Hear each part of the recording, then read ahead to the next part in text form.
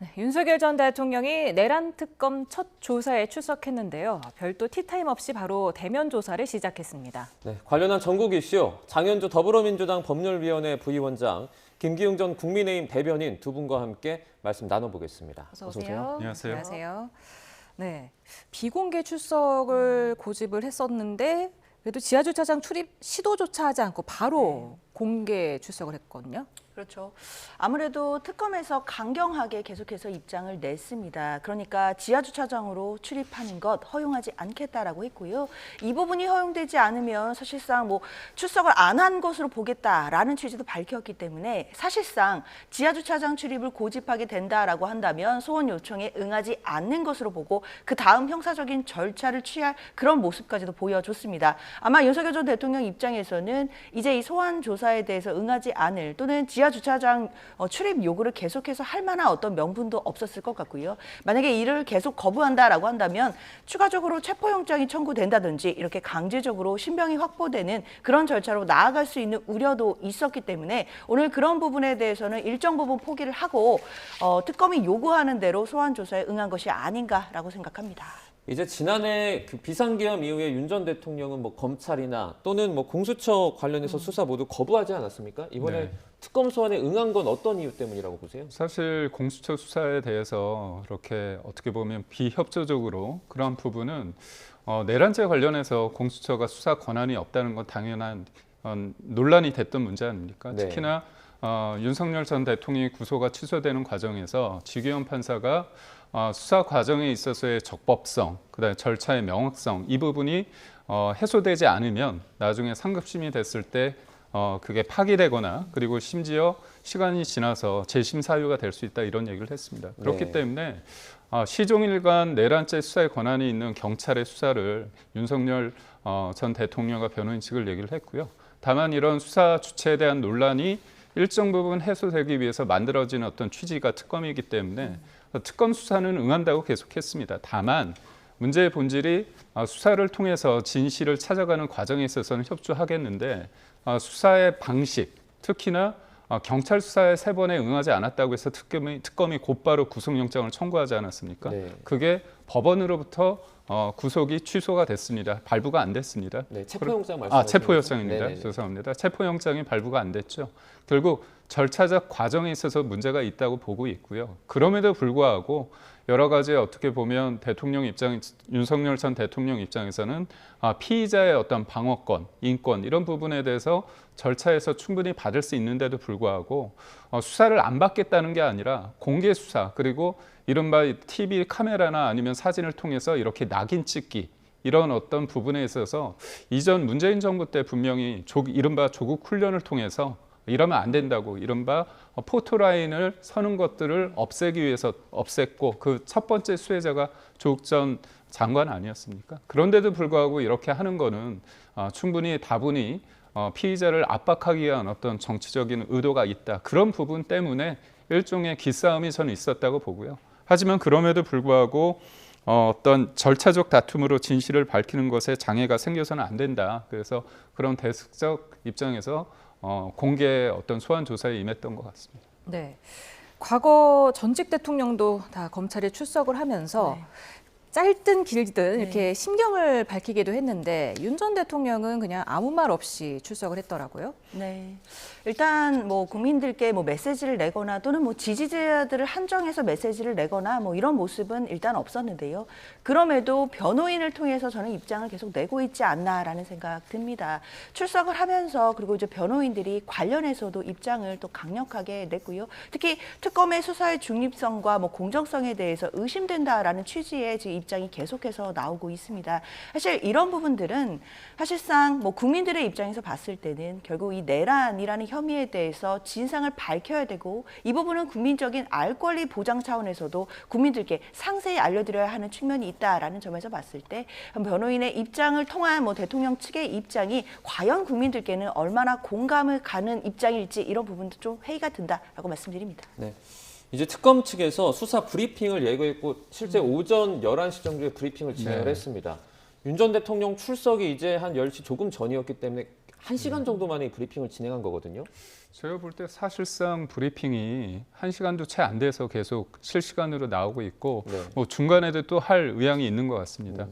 저희가 특검에 대해서 여러 가지 문제점을 제기할 때 무엇보다도 특검의 추천 방식, 민주당과 조국혁신당이 추천하는 특검이 어떻게 보면 지명이 됐고요. 그리고 또 문제가 인지되는 상황, 소위 말해서 이제 민주당에서 계속 문제를 걸어왔던 게 뭐냐면 검찰이 인지되는 것들을 무한히 확장해서 별건 수사되는 이런 부분에서 문제를 제기를 했는데 이번에 특검이 인지되는 것들을 확대해서 다 수사를 할 수 있게끔 했습니다. 결국은 윤석열 정부 어떤 출범부터 해서 계엄 이후에 탄핵 그리고 대통령이 이제 윤석열 전 대통령이 파면되는 그 시기까지 모든 것들을 다 수사할 수 있게끔 돼 있고 더더욱 이런 것들이 실시간으로 사실상 브리핑이라는 이름으로 국민의 알 권리라는 이름으로 브리핑을 하게끔 돼 있습니다. 네. 그러니까 결국은 수사라는 것들은 증거를 통해서 진술을 통해서 진실을 찾아가는 과정이 돼야 되는데 이런 것들을 자꾸 언론을 통해서 국민들에게 알림으로써 물론 이런 것들이 정확한 어떤 팩트를 근거로 나오기보다는 수사기관의 어떤 의도가 좀 다분히 묻어날 수 있는 어떤 브리핑을 통해서 하다 보면 피의자 쪽을 압박하는 수단으로 악용될 수 있을 여지가 있습니다. 특히나 그런 어떤 브리핑을 통해서 여야의 어떤 정쟁적 요소가 강화될 수 있는 측면이 있는 만큼 제가 볼 때는 정확하게 국민들이 진짜 필요해서 궁금해하는 대목 이 대목에 대해서 자제와 절제를 통한 어떤 브리핑이 있어야 되지 않을까 싶습니다. 네, 지금 10시 14분에 대면 조사를 시작했고 지금 특검이 11시에 브리핑을 했는데 네. 그러니까 1시간도 안 돼서 브리핑을 한 건데 이런 경우를 본 적이 있으십니까? 사실 뭐 이례적이라고 본다면 이례적이라고 할 수도 있겠는데요. 일단 워낙 상황 자체가 지금 이 특검이 다름 아닌 내란 특검 아니겠습니까? 관련해서 국민들의 알 권리가 충분히 보장되어야 된다라는 점을 고려한 것으로 봐야겠습니다. 특히 내란 특검법 13조에 보면 사건의 대국민 보고 이런 제명 하에 특검은 국민의 알 권리를 보장하기 위해서 피의 사실 외에 수사 과정에 대해 언론 브리핑을 실시할 수 있다라고 규정되어 있습니다.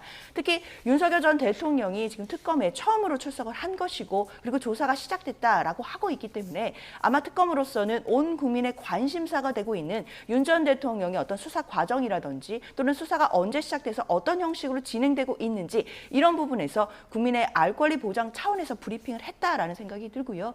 사실 윤석열 전 대통령이 받고 있는 혐의 자체가 내란 혐의인데 이 내란 혐의는 아시다시피 국가적 법익을 침해하는 범죄입니다. 마찬가지로 피해자는 전 국민이라고 할 수 있고 그렇다면 피의자의 인권도 중요하겠지만 피해자의 인권은 결국 알 권리 보장으로 또 보장되는 측면들이 있기 때문에 이런 측면에서 아마 특검이 브리핑을 하고 있는 것 아니겠나 생각됩니다. 네. 일반적으로 이런 뭐 특검 조사를 진행할 때 사전에 일단 조율 같은 걸 좀 진행하기도 하잖아요. 네. 이번에도 그런 게 선행됐을까요? 그런 부분에 대해서 선행되지 않았다는 게 윤석열 전 대통령 측 변호인의 입장입니다. 무엇보다도 우리가 다 알다시피 특검이 경찰에서 수사 내용을 이첩받은 그 다음 날 윤석열 전 대통령에 대해서 수사에 대해서 소환을 요구를 했습니다. 네. 그리고 경찰에서 3번의 소환을 했는데 특검 입장에서는 3번 다 거부했기 때문에 체포영장을 청구를 했거든요. 근데 그 부분이 이제 법원에서 기각이 된 겁니다. 그리고 무엇보다도 기각이 된 상태에서 원래 수사기관에서 체포영장이나 구속영장이 기각이 됐을 때 뭔가 본인들의 이러이러한 부분이 아쉽고 잘못했고 그런 부분이 좀 입장이 나올 수 있습니다. 근데 그런 게 전혀 아니고 그러니까 오늘 9시까지 나와라 이렇게 일방적으로 제기를 한 겁니다. 네. 그러니까 통상적으로 피의자 측 변호사와 변호인과 장소와 시간과 날짜 일정 부분 그런 부분을 얘기를 할 수 있는 겁니다. 근데 그런 일련의 과정들이 다 무시됐다는 거죠. 특검이기 때문에 본인들이 원하는 날짜와 장소와 시간을 하고 저는 앞서 말씀드린 것처럼 어떻게 보면 국민들이 이걸 어떻게 바라볼지는 잘 모르겠습니다. 그러니까 공개 수사가 원칙이라고 딱 말할 수 있는 건지 왜냐하면 인권 보호를 위한 수사 규칙에 따르면 비공개가 어떻게 보면 원칙입니다. 이 원칙에 더해서 논란이 있었기 때문에 2019년 10월에 이른바 조국 훈련을 통해서 피해자의 어떤 인권을 보호하기 위해서 공개, 이른바 포토라인에 서는 부분에 대해서 하지 못하도록 한 부분이 있거든요.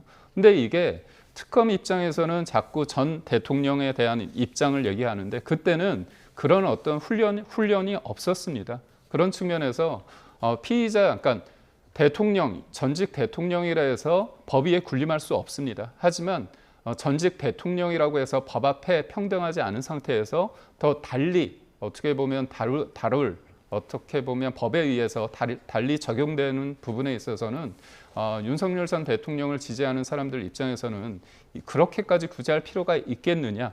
도리어 또 공개 소환을 했을 때 응하지 않고 지하 주차장으로 만약에 간다면 특검 입장에서 딱 입장을 정했잖아요. 이거는 소환에 불응한다. 그래서 우리가 체포영장을 할 거다. 이런 식의 압박이 과연 진실을 찾아가는 과정이 있어야 어떤 수사기관의 입장인지 아니면 소위 말해서 피의자, 범죄자라는 어떤 측면을 부각시키기 위한 낙인 찍기인지에 대해서는 국민들의 평가가 있을 것으로 보입니다. 네, 방금 말씀하신 대로 윤석열 전 대통령 측이 윤 전 대통령이 공개 출석한 이후에 공개 소환을 고수한 특검팀을 강도 높게 비판하는 입장을 내놨었는데 조금 전에 또 다른 입장이 나왔습니다. 지금 가해자가 피해자를 조사하고 있다. 윤석열 전 대통령 측은 이미 경찰 관련자들을 고발했는데 현재 조사를 진행하고 있는 박창환 총경 역시 불법 체포를 지휘한 사람으로 고발돼 있다. 이렇게 밝혔네요. 그렇습니다. 지금 이제 특검에 윤 전 대통령이 출석을 해서 첫 번째로 받고 있는 아마 조사 내용 자체는 그 체포 영장이 기재됐던 범죄 중에 하나입니다. 그러니까 아시다시피 한남동 관저에 있을 시절에 윤석열 전 대통령에 대한 체포 영장을 집행하려고 했을 때 적법한 영장 집행에 대해서 이것을 저지한 부분, 이 부분이 공무집행 방해죄 교사라든지 뭐 공무집행 방해 혐의로 지금 그 관련된 부분이 추가 혐의가 되어 있는데요. 관련해서 수사를 하기 위해서 특검 입장에서는 특검에 파견된 박창환 총경을 통해서 수사를 하고 있다라고 브리핑을 통해 밝힌 바가 있습니다. 아무래도 수사 효율성이라든지 또 수사가 연계돼야 된다라는 측면에서 이 사건을 잘 알고 있는 박 총경이 이 수사를 맡고 지금 진술을 받고 있는 것 아닌가라는 생각이 드는데요. 이에 대해서 윤석열 전 대통령 측은 결국 박 총경도 자신이 고소한 사람 중에 한 명인 것인데 마치 가해자가 피해자를 수사하는 것은 잘못된 것 아니냐라는 주장을 하고 있습니다. 그러나 저는 이 주장은 그렇게까지 뭐 납득할 만한 주장은 아니다라고 생각합니다. 이런 식이라면요. 수사를 받고 있는 피의자가 수사를 하는 경찰이나 수사기관을 고발한 후에 이 사람은 나에 의해서 고발된 사람이니까 나를 수사할 수 없다라고 주장하는 것과 크게 다르지 않습니다. 따라서 이런 부분들은 특검 수사의 어떤 정당성이나 절차적 부분에 대해서 흠결이 있다라는 부분을 주장하면서 자꾸만 특검의 어떤 권한 부분을 흔들고자 하는 윤석열 전 대통령 측의 어떤 전략이라고 읽히긴 하는데요. 사실 이런 부분에 뭐 흔들림 없이 특검이 당연히 지금 정해진 법과 원칙에 따라 수사를 계속 이뤄날 것이라고 저는 생각을 합니다. 네, 이제 윤 전 대통령 측 대리인단 입장문을 조금 더 보면 낙인 찍기와 마녀 사당이다 이런 표현도 이제 들어가 있거든요. 이 부분을 좀 어떻게 생각하십니까? 사실 이게 윤석열 전 대통령이 기소가 돼서 형사 재판을 받고 있는 부분이 있는 겁니다. 네. 내란죄 관련해서 특검이 내란죄 관련해서도 관련된 내용에 대해서 수사를 하고자 하는 게 있지 않습니까? 그렇기 때문에 국민들이 잘 아시는 분은 아니시겠지만 모르는 분 입장에서 봤을 땐 저번에 형사 재판을 받고 있는데 이건 또 뭐지 그런 생각을 하는 겁니다. 네. 그러니까 결국 특검이라는 것들은 굉장히 예외적이고 보충적 성격이 있어야 됨에도 불구하고 사실상 모든 것들 기존에 기소돼서 내란죄 혐의로 기소돼서 재판을 받고 있는 와중에 비슷한 내용으로 또 이 부분에 대해서 수사를 하고 있는 거 아닙니까? 그런 부분에 있어서 어떤 특검의 어떤 편향성과 정치적 마녀 사냥이다 그런 측의 입장이 있는 것 같고요. 제가 왜 경찰이 이 부분에 대해서 윤석열 전 대통령을 수사하는 게 문제가 되는지에 대해서 제가 말씀을 드린다면 단순히 고발을 했기 때문에 그런 게 아닙니다.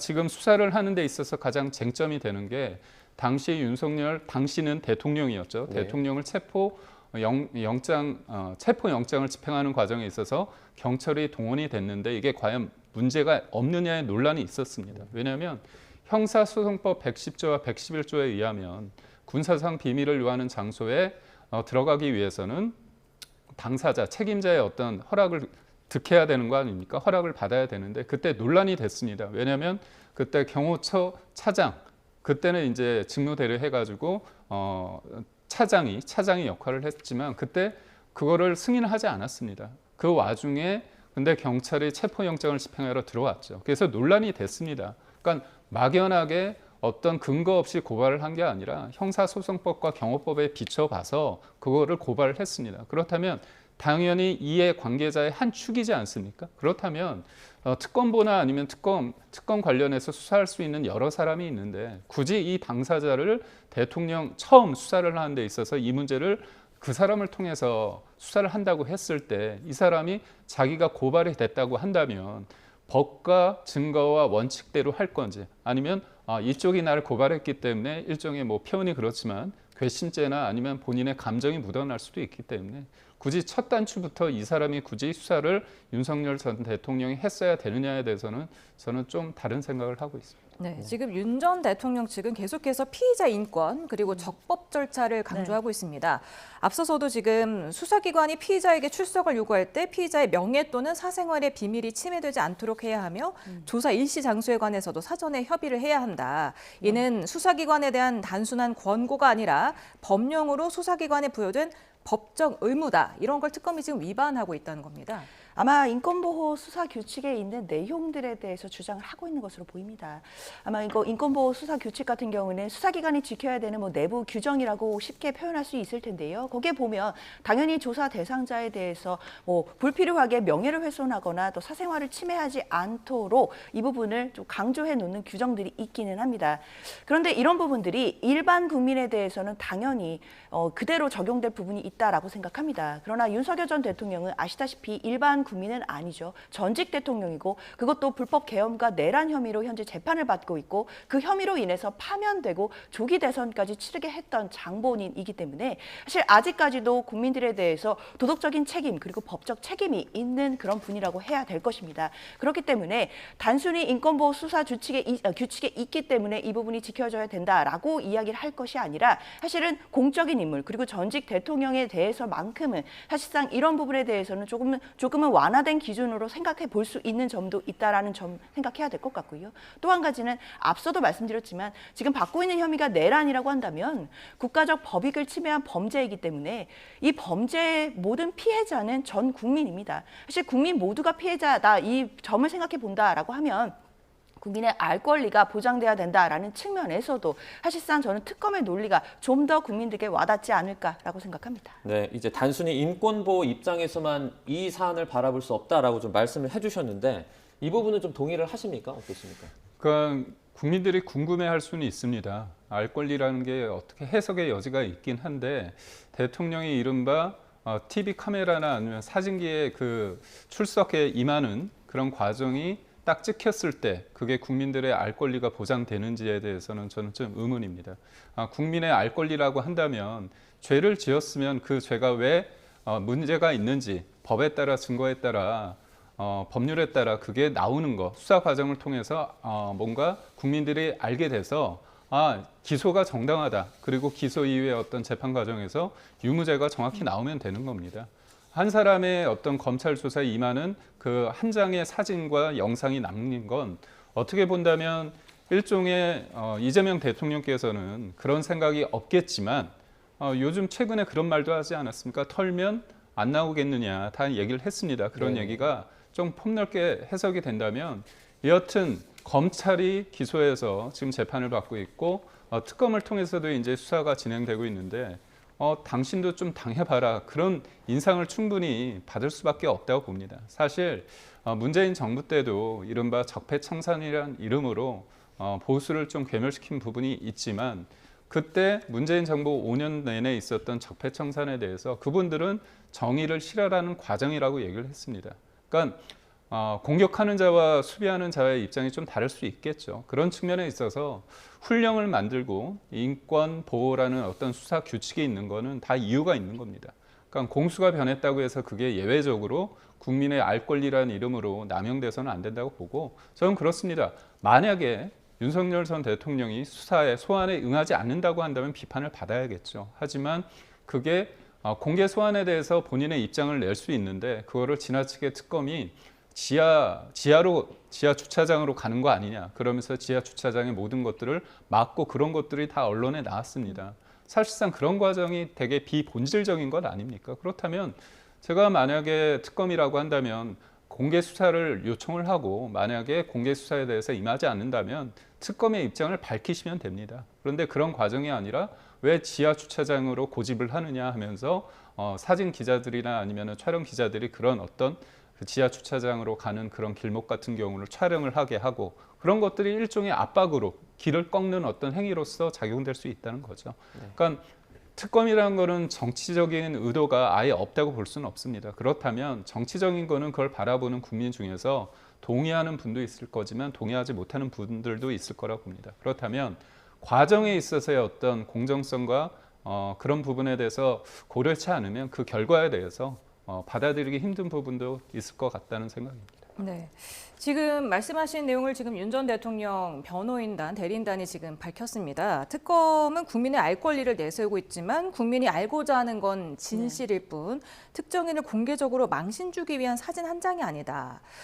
특검이 정치적 중립성과 공정한 수사 의지에 의문을 갖게 한다. 이렇게 밝혔네요. 그렇죠. 아마 윤석열 전 대통령 측의 어떤 변호인들의 입장의 그 큰 틀을 읽어보면 결국 특검의 수사의 어떤 공정성이나 중립성 이 부분을 좀 흔들어 보겠다라는 취지로 읽히기는 합니다.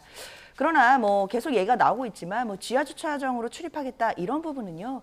사실 일반 국민들이나 또 일반적으로 수사를 받는 일반적인 피의자들이 요청할 수 있는 내용들은 사실 아니거든요. 그런데 전직 대통령이라는 이유만으로 이 부분을 허락해 주는 것도 사실 특검 입장에서는 상당히 곤혹스럽지 않았겠느냐라는 생각도 듭니다. 특히 뭐 전직 대통령의 예까지도 특검에서는 얘기를 합니다. 전직 대통령들도 이렇게 뭐 지하 주차장으로 온 바 없이 현관으로 왔는데 왜 굳이 윤 전 대통령에게만 이런 특혜를 부여해야 된다라는 것에 대해서 이해하기 어렵다라는 취지의 입장들이 계속 나왔거든요. 그렇다고 한다면 윤 전 대통령이 뭐 본인의 명예, 뭐 사생활 침해 이런 부분들 강조하는 것도 뭐 어느 정도 이해는 되고 납득은 되지만 더 중요한 건 국민 앞에 책임지는 자세를 보이는 것 아닐까라는 생각이 듭니다. 국민 모두가 피해자인 이 사건에 대해서만큼은 적어도 국민들이 저 출석하는 장면을 보시는 것 이것도 당연히 국민들의 알 권리 보장 차원에서 필요한 부분이라고 저는 생각이 들고요. 당연히 사건의 진실에 대해서 국민들 아시고 싶어 하시지만 이 수사 전반에 대해서도 정말 윤 전 대통령이 제대로 된 수사를 받고 있는지 이 부분도 특검이 제대로 보여드려야 되는 것 알 권리 보장 차원에서 반드시 필요하다고 생각합니다. 네. 내란 특검 출범 16일 만에 어떻게 보면 의혹의 정점에 서 있는 윤 전 대통령을 정조준하게 됐는데요. 사실 계엄 이후에 한 7달 정도 지났는데 네. 실제로 사실상 첫 번째 조사라고 볼 수 있지 않습니까? 아무래도 이제까지는 일종의 묵비권, 왜냐하면 제가 앞서 말씀드린 것처럼 내란죄를 수사할 수 있는 어떤 권한이 있느냐의 여부에 대해서 논쟁이 있었고 네. 단순히 그게 윤석열 전 대통령 변호인 측의 주장뿐만이 아니라 윤석열 전 대통령이 구속이 취소되면서 지규현 판사 형사 재판을 지금 하고 있는 지규현 판사가 그런 취지에 논란이 되고 있는 공수처의 수사 권한에 대한 문제 제기하는 것들을 충분히 있었습니다. 그런 측면에서 경찰이 애초부터 수사를 했다고 한다면 체포 과정이나 여러 일련의 상황이 있을 때 정치적인 공방이나 논란은 덜 했겠죠. 하지만 왜 그런지는 모르겠지만 원래대로 해야 된 첫 단추를 경찰 수사부터 했으면 1년에 어떻게 보면 윤석열 전 대통령 측이 이런 반발이나 문제 제기를 하지 못하는 상황이 연출될 수 있음에도 불구하고 결국은 공수처라는 어떤 기관을 통해서 대통령을 체포를 하고 기소하고 그다음에 검찰이 이제 기소까지 했습니다. 그런 측면에서 논란은 있지만 그리고 또 기소돼서 재판을 받고 있지만 특검이라는 것들이 출범이 됐고 대통령 입장에서는 특검은 본인이 수사에 대해서 임하지 않을 때 강제 수사라는 어떤 방식이 동원될 수밖에 없는 측면도 없지 않아 있습니다. 현실적인 어려움이 있기 때문에 대통령으로서 그렇다면 내가 이 소환 조사에 응해서 내가 할 말을 하겠다. 그런 측면에서 봤을 때는 특검 조사를 받겠다는 입장은 변화된 건 없습니다. 다만 그 과정 사이에 특검의 소환 방식에 있어서의 어떤 본인의 입장과 변호인 측의 입장이 특검과는 달랐던 건 분명해 보입니다. 네. 특검팀에서 지금 브리핑한 내용을 보면은 윤 전 대통령이 현재까지 진술 거부를 안 하고 있다. 충분히 진술할 것으로 보인다.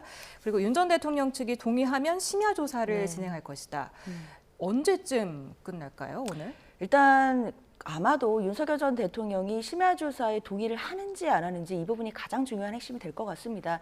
그런데 윤 전 대통령 입장에서도 오늘 가능하다면 조사를 좀 많이 해서 한 번 더 불러지지 않고 뭐 한 번의 조사에서 끝내는 것을 당연히 원할 수밖에 없거든요. 모든 피의자들은 이 소환되는 것의 횟수가 더 늘어나는 것이 좀 더 불리하다라고 여겨질 수도 있기 때문에 가능하다면 오늘 조사에서 대부분을 끝내거나 또는 한 차례만 더 불려갈 수 있도록 오늘 많은 조사가 이루어지길 바랄 수 있습니다. 그렇기 때문에 윤 전 대통령 측에서 뭐 조심스럽게 심야 조사에 대해서 동의를 하게 된다라고 한다면 특검 입장에서도 당연히 조사를 계속할 가능성이 있거든요. 지금 관련해서도 뭐 지금 진술을 어느 정도로 하고 있다라는 부분들이 나오고 있기 때문에 그렇다면 진술을 거부하지 않고 진술을 하면서 어느 정도 지금 조사의 진도가 나가고 있는 상황이다라는 가정하에서는 심야 조사에 만약 동의가 있다라고 한다면 오늘 어느 정도는 조사가 좀 속도를 낼 수 있을 것 같고요. 심야 조사에 동의한다는 것을 전제로 한다라고 한다면 사실 새벽 시간까지도 조사가 이어질 가능성이 있습니다. 왜냐하면 조사라는 것이 다 아시겠지만 조사를 하고 그대로 끝나는 것이 아니라요. 작성된 조서를 그 피해자와 그리고 변호인이 확인하는 절차가 있습니다. 이것이 경우에 따라는 몇 시간이 소요가 됩니다. 본인이 한 말이 그대로 적시되어 있는지 그대로 진술되어 있는지를 확인하는 조서 확인 절차가 있기 때문에 그런 부분들까지 생각한다라고 한다면 오늘 밤늦게 또는 새벽까지도 조사가 이어질 가능성 남아있는 것 같습니다. 네, 이제 심야 조사 가능성도 남아있는 상황에서 그러면 오늘 어떤 내용 중점적으로 좀 진행이 될까요? 아무래도 공수처의 체포영장 집행에 대해서 대통령 측이 그거를 방해를 했느냐, 지시를 구체적으로 했느냐 이 부분이 굉장히 따질 것 같습니다. 네. 내란죄 혐의 관련해서는 당연히 이제 기소가 됐기 때문에 원칙상은 한번 기소된 내용에 대해서 특검이라고 하더라도 그 부분에 대한 것들을 수사하는 것들은 제가 알기로는 가능하지 않은 거로 알고 있습니다. 하지만 특검에서는 국무회의 때 상황에 대해서 윤석열 전 대통령이 어떤 입장을 취했는지 이 부분이 사실상 내란죄 혐의에 있어서 국무회의가 제대로 이뤄졌는지 이 부분이 또 관건 아닙니까? 이 관련된 내용에 대해서는 또 특검이 질문을 한다는 얘기가 지금 나오고 있습니다. 그리고 또 외환죄 관련해서도 특검에서 이 부분을 다룬다고 했기 때문에 지금 김영현 전 장관과 노상환 전 사령관 관련해서도 신병 확보가 이어진 만큼 연장된 만큼 이 부분에 대한 어떤 논의가 있을 것 같고 오늘 브리핑을 통해서 얘기를 해보니까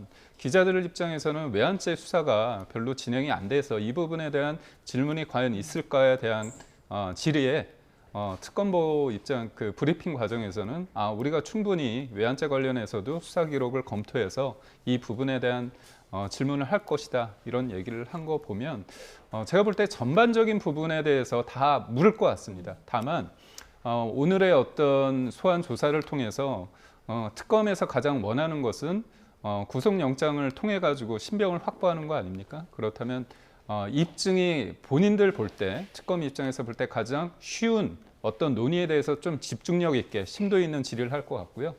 그래도 대통령을 이번에 소환 조사를 했는데 여러 차례 부를 수 없는 만큼 전반적인 내용은 그래도 다 묻지 않을까 싶습니다. 네, 조금 전에 특검에서 또 한 번 입장을 밝혔는데요. 오전 조사가 잘 진행됐다. 그리고 지금 체포방해 조사 뒤에는 이게 조사가 마무리되면 이어서 국무회의 관련해서 조사가 이어질 것으로 보입니다. 지금 김정국, 조재철 부장검사가 또 외환 등의 관련 조사를 진행할 예정이라는 소식을 밝혔습니다. 지금 오전 조사가 끝났다는 건 지금 뭐 점심시간이고 오후 조사는 좀 이따 다시 시작된다 이렇게 봐야 될까요? 일단 오전 조사가 잘 진행됐다라고 하고 있기 때문에 어느 정도 윤석열 전 대통령이 진술을 한 것이 아닌가라는 예상은 가능해 보입니다. 특히 관련해서 아마 윤 전 대통령은 체포영장 집행을 막았던 부분 아마 그 부분에 대해서는 뭐 똑같은 입장을 얘기했을 것 같은데요. 결국 애초에 공수처가 가져왔던 체포영장 자체가 부당한 것이었기 때문에 부당한 집행에 대해서 이것을 막은 것이 죄가 되지 않는다라는 취지의 진술을 했을 것으로 보이기는 합니다. 그런데 어쨌든 이런 진술을 토대로 해서라도 일단 특검은 이 혐의를 입증하는 부분은 가능할 수 있겠다라고 판단을 마친 것으로 봐야 될 것 같고요. 특히 뭐 국무회의 의결이나 외환 관련해서도 지금 조사가 조사가 앞으로 이루어질 것으로 보이는데 저는 좀 주목해야 되는 부분들이 일단 특검이 지금 조사하고 있는 부분들이 그동안 윤석열 전 대통령이 한 번도 수사받지 않았던 내용들이 좀 많이 있는 상황입니다. 특히 외환이라든지 특히 체포영장을 막았던 부분이라든지 이런 부분에 있어서는 특검이 새롭게 조사를 하는 부분이 될 수 있겠는데요. 그렇기 때문에 특검으로서는 아마 이 조사 이후에는 윤석열 전 대통령에 대해서 신병 확보 절차에 나가지 않을까라는 생각이 듭니다. 그러니까 경우에 따라서는 필요하다면 구속영장 청구까지도 지금 검토를 하면서 아마 관련된 조사를 이어가는 것으로 보이고요. 오늘 조사에서 나오는 진술 내용들 그리고 지금까지 뭐 조사된 내용들 그리고 기록을 인계받은 내용 등등을 합쳐서 아마 윤석열 전 대통령에 대해서 오늘 조사 이후에는 신병 처리에 대해서도 아마 검토를 하고 있지 않을까라는 생각도 듭니다. 네, 앞서 저희가 뭐 김정국, 조재철 부장검사가 외환 등 관련 조사도 진행을 한다라는 얘기를 전해드렸는데 이제 뭐 새롭게 진행이 된 외환 사건 관련해서도 뭐 조사가 진행될 거다 말씀을 해주셨거든요. 어떤 점에 좀 중점적으로 그 외환 관련돼 가지고 어떤 얘기가 좀 오갈까요? 아무래도 그 언론 보도나 처음에 이제 수사를 통해서 사람들의 어떤 이목을 잡았던 게 노성원 전 사령관의 수첩 아닙니까? 네. 그 수첩이 과연 본인의 어떤 상상 속에서만 있었는지 아니면 김용현 전 장관과의 어떤 만남과 소통을 통해서 그게 현실화된 부분이 있는지에 대한 문제가 있는 것 같습니다. 다만 제가 하나 말씀드리고 싶은 건 통상적인 어떤 군의 어떤 절차가 있지 않습니까? 예를 들면 이제 대북 전단 부분이나 아니면 대북 무인기 그런 여러 가지 통상적인 군의 어떤 활동마저도 이른바 정치적인 어떤 프레임을 통해 가지고 이런 것들이 외환죄에 어떤 결부돼서 뭔가 문제를 끌고 가는 거 아니냐에 대한 어떤 우려를 저희 쪽에서는 할 수밖에 없다고 보고요. 무엇보다도 내란죄와 외환죄에 있을 때 민주당에서도 외환죄 얘기를 문제를 제기했다가 처음에는 외환죄는 굳이 좀 정치적인 어떤 갈등을 일으킬 부분이 있다. 그리고 군의 통상적인 활동마저도 위축시킬 수 있다. 그런 측면에서 내란죄 위주로 갔었습니다. 물론 나중에는 이제 외환죄까지 들어오긴 했는데 이런 측면에서 검찰이 좀 과도하게 노상원 씨의 어떤 수첩의 내용이 굉장히 선정적인 내용들이 있습니다. 이런 것들이 실제로 뭔가 현실화된 부분이 없는데도 불구하고 그런 과정 속에서 정치적인 어떤 압박을 위해서 과하게 외환죄 부분을 언론 브리핑에서 노출해서 다른 내란죄나 다른 혐의를 끌고 가고자 하는 어떤 기재로 사용하면 논란이 있을 것 같다는 생각이 듭니다. 네. 지금 국무회의 관련해서는 윤 전 대통령 측이 네. 묵비권을 행사할 방침인 것으로 알려졌는데 지금 특검법 명시 혐의만 11가지인데 오늘 네. 한 몇 가지 정도 할 수 있을까요? 일단 특검의 브리핑에 따르면 뭐 가능하다면 뭐 준비는 되어 있지만 가능하다면 조사를 해보겠다라는 취지로 읽히기는 합니다. 아마 시간이 한정되어 있다라는 부분 그리고 윤석열 전 대통령이 심야 조사에 대해서 동의를 할지 여부 뭐 이런 부분에 따라 조금은 달라질 수는 있을 것 같다라는 생각이 드는데요. 앞서 말씀드린 것처럼 특검이 아마 다음 수순으로 윤석열 전 대통령에 대해서 신병 확보에 대해서 지금 검토를 하고 있다라고 한다면 그 부분이 좀 더 명확할 수 있는 혐의를 중심으로 오늘 조사할 가능성이 있습니다. 그렇게 한다면 이 좀 집중되는 혐의를 가지고 뭐 신병 확보 절차로 나아갈 수 있기 때문에 좀 더 선택과 집중에 나아갈 가능성은 저는 열려 있다라고 생각이 드는데요. 아마 국무회의 의결에 대해서 윤 전 대통령 측에서 뭐 진술을 거부하는 취지는 아마 내란 혐의에 대해서는 이미 공소가 제기되어서 재판을 받고 있기 때문에 이 수사를 받을 수가 없다라는 취지일 것으로 읽히기는 합니다. 그러나 특검 입장에서는 물론 내란 혐의로 지금 공소가 제기된 부분도 있지만 그 관련된 부분과 관련해서 사실 공소가 제기되지 않은 상황도 있고요. 특히나 그 내란과 관련해서 또 주요 종사 혐의자들이 지금 기소되지 않은 사람들에 대해서도 또 추가적으로 특검이 상정하고 조사를 하는 경우가 있을 수 있습니다. 그렇기 때문에 특검 입장에서는 이러한 조사가 당연히 적법하다라는 입장일 것이기 때문에 사실 윤 전 대통령이 진술을 거부하고 뭐 대답을 하지 않는다라고 하더라도 특검 입장에서는 그대로 조사가 진행될 것으로 보입니다. 네. 윤 전 대통령이 사실 뭐 알려진 특검통 출신이지 않습니까? 이번에 조은석 특검과도 좀 특별한 인연이 있다면서요? 그럼 제가 알기로는 문재인 정부 때 윤석열 전 대통령이 당시 검찰총장이 되면서 그때 법무연수원장으로 알고 있거든요. 근데 거기에서 이제 거기를 마지막으로 하고 검찰을 떠났습니다. 조은석 특검 같은 경우는 이제 그 대변인 역할도 했기 때문에 일종의 언론 친화적이고 언론과의 소통이 능한 분으로 알고 있습니다. 근데 윤석열 전 대통령과 악연이라고 하면 악연일 수 있는 거죠. 왜냐하면 그때 법무연수원장 이후에 지금의 윤석열 정부 때 있었던 감사원장, 그런데 그 전에 문재인 정부 때 마지막 감사위원, 이른바 알박기로 꽂아 나왔다는 어떤 논란이 있었고요.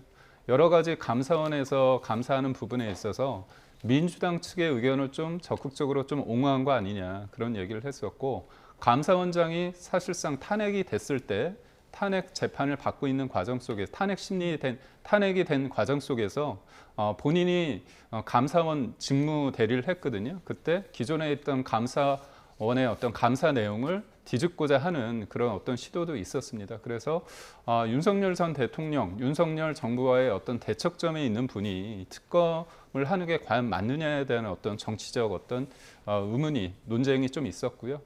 다만 이제 윤석열 전 대통령과 조은석 특검 두 분 다 특수통입니다. 그렇기 때문에 특수통의 수사 방식에 있어서 그게 좋다 나쁘다를 떠나서 상대의 길을 좀 꺾어야 된다. 그런 측면이 서로 간에 좀 작용해서 서로 간의 어떤 감정 싸움이나 그런 부분이 없지 않아 있는 부분이 있는 것 같습니다. 근데 다행히 이제 윤석열 전 대통령께서 그러니까 공개된 어떤 소환에 임했고, 지금 브리핑을 통해서 나오는 내용을 보면 수사에 잘 협조하고 있던 만큼 법리대로, 증거대로 수사가 잘 이루어졌으면 하는 바람입니다. 네, 보통 전직 대통령 조사 같은 경우에는 뭐 시작하기 전에 티타임을 갖기도 하지 않습니까?